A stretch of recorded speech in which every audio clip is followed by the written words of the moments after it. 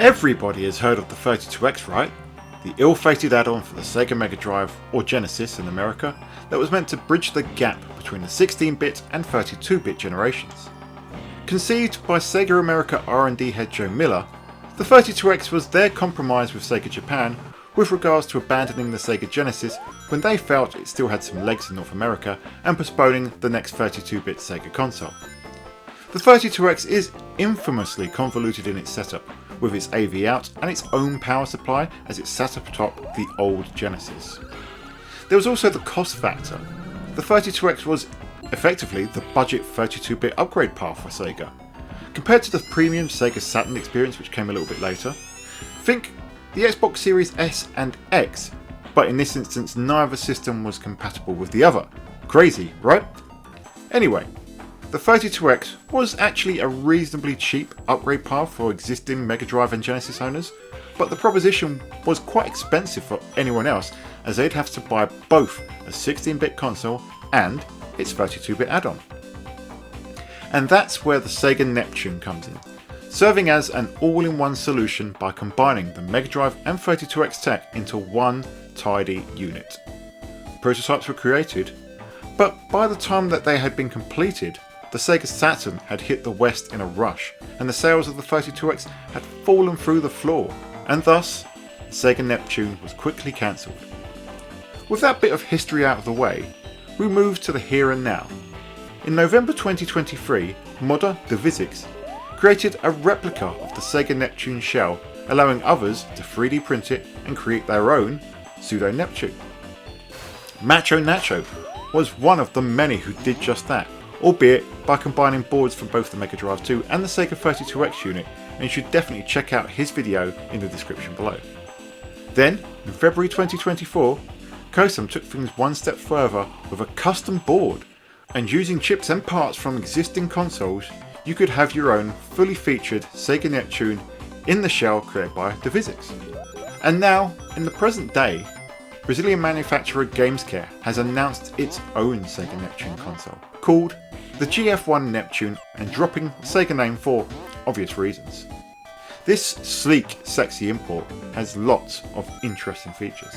The GF1 Neptune is FPGA based, so it aims for similar performance and levels of compatibility and authenticity as something you'd see from, say, Analog. The idea is that it can play Sega Mega Drive, Sega Genesis and 32X games via its cartridge slot. It also supports SD cards as well as Wi-Fi connectivity, which will enable users to access a store in order to download new and homebrew games. It being a modern device, it will feature a HDMI output which promises to upscale your games up to 1080p. It will also be Mega CD compatible via the authentic expansion port on the underside of the console. All in all, it's pretty exciting news for us Sega fans, especially those of us who've been exceptionally curious of Sega's long-lost abandoned console. But that wasn't the only console news. Around the same time, a team of Spanish Sega fans have shared their work on what could be the ultimate Sega console. Indeed, the proposed SuperSega boasts not one, not two, but 3 cartridge slots as well as a disc drive and an SD card slot. The idea is that it can play any game from the Mega Drive, Genesis, Master System, SG-1000 and 3000, Saturn and Dreamcast. Damien McFerrin of Time Extension reached out to this group, who offered a few more interesting details. The project uses a Vertex UltraScale Plus FPGA chip for emulation and will apparently support Mega CD and 32X games too, though the latter will need the original console add-on.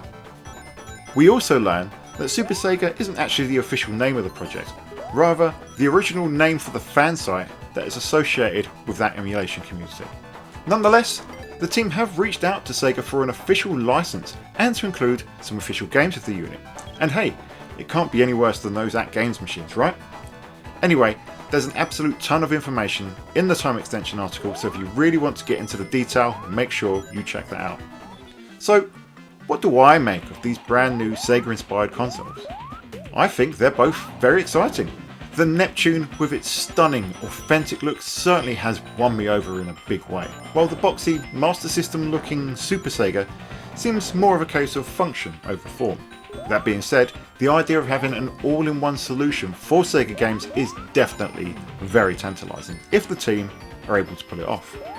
And that's where we need to have something of a reality check. Both projects have raised not only some hopes, but some legitimate concerns among the community. FPGA solutions have been successful with the aforementioned analog consoles such as the SG, NT and the Pocket. However, they're not always the most practical solution. You only have to look back at the Polymega to see an example of FPGA being jettisoned to ensure compatibility and the functionality that they originally described. And the systems that were most impacted in that case were the Saturn and Dreamcast, two of the consoles that the SuperSega targets. But it's not just those two demanding machines. The Mr. Core for the Sega 32X console, the closest that we actually have to a comparable FPGA solution, is still not perfect according to some communities, with many pointing out that it's buggy and incomplete and doesn't support original controllers. With that being said, both projects should be eyed cautiously from a technical perspective, and that's before we consider whether Sega's high-priced lawyers will come gunning for them. Still, as always, it's fantastic to see this sort of thing in the community, demonstrating that the passion for Sega is still burning strong. And if these systems come to fruition, they really could be something special. But what do you think, ladies and gents? Are either of these projects of interest to you? Would you buy them? Do you think that they could become real life? Or are they just fantasy? Let us know in the comments below, and if you've enjoyed the video, please hit like and subscribe, and remember to hit that bell for notifications and keep on top of all future Sega Guys content, including our podcast, retrospectives, reviews, news and a host of other content. But hey, thanks for watching, and until next time, we will see you on the Sega side.